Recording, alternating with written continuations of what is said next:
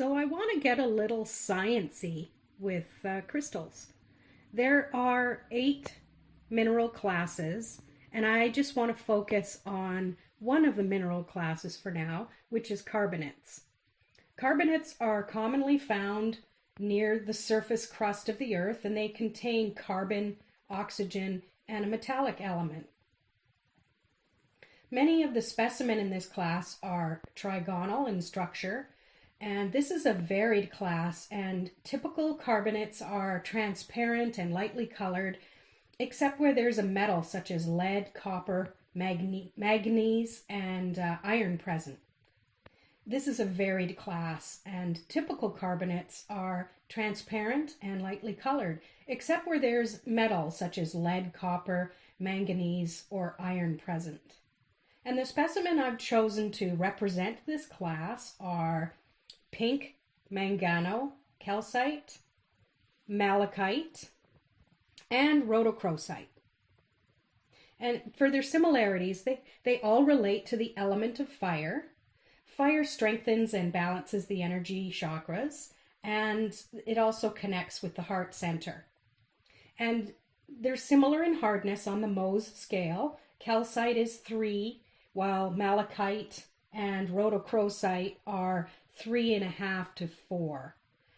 The malachite and rhodochrosite can grow in a botryoidal form, but pink, in this case it's pink Mangano Calcite, is a little different. So some of the other differences are rhodochrosite over here, it relates to the water element as well as the fire element.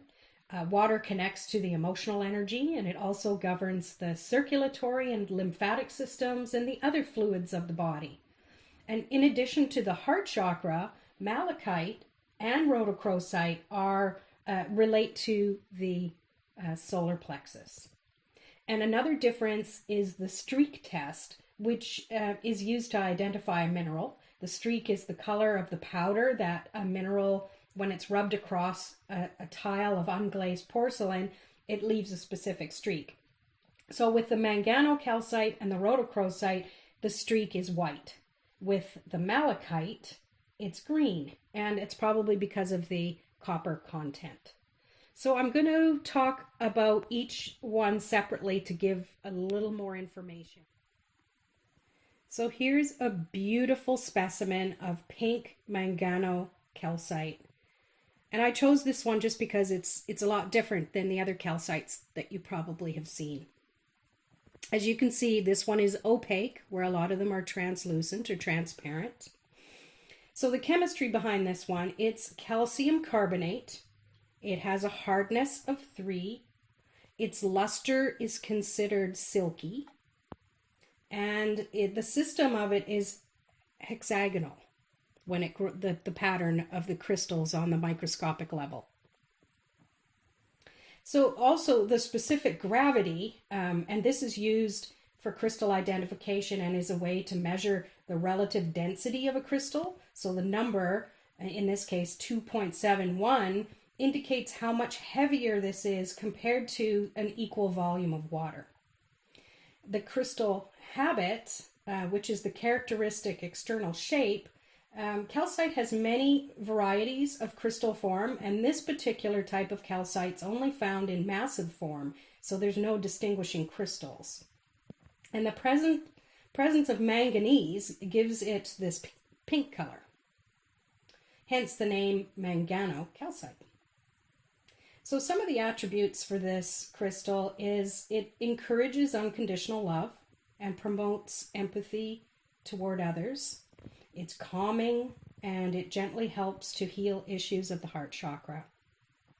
It also removes stagnant energy, and it helps clear the mind and unblock old thoughts. So it's a good study stone to hold or place near your desk. And now I'm going to talk about malachite. This is my prized possession of raw malachite. It's a beautiful piece. It's also known to be toxic to touch, so you always want to wash your hands. Even with these polished pieces, you should be careful because of the copper content in them. So the chemistry around these crystals. It's calcium carbonate hydroxide. It has a hardness on the Mohs scale of 3.5 to 4. And the luster is silky or dull. And as you can see in that specimen, there's a variety depending on what angle you look at. And the system of this one is monoclinic. So there's 3 unequal axes, which has one at right angles to the other 2. And this is different than calcite and rhodochrosite, which are both from the hexagonal system. And the crystal habit, it's botryoidal, so it kind of looks like a cluster of grapes. It can also be a stalactite, so like an icicle growing from the ceiling in a cave, and globular, and which is similar to botryoidal, but it's bubbly and rounded masses. So malachite is associated with copper and can be found with the other classes of minerals, not just carbonates. So it can be found with silicates, halides, phosphates, and sulfates. So this one kind of jumps through from class to class when it's combined with some other minerals. And the attributes for malachite, it helps to locate and correct emotional imbalances.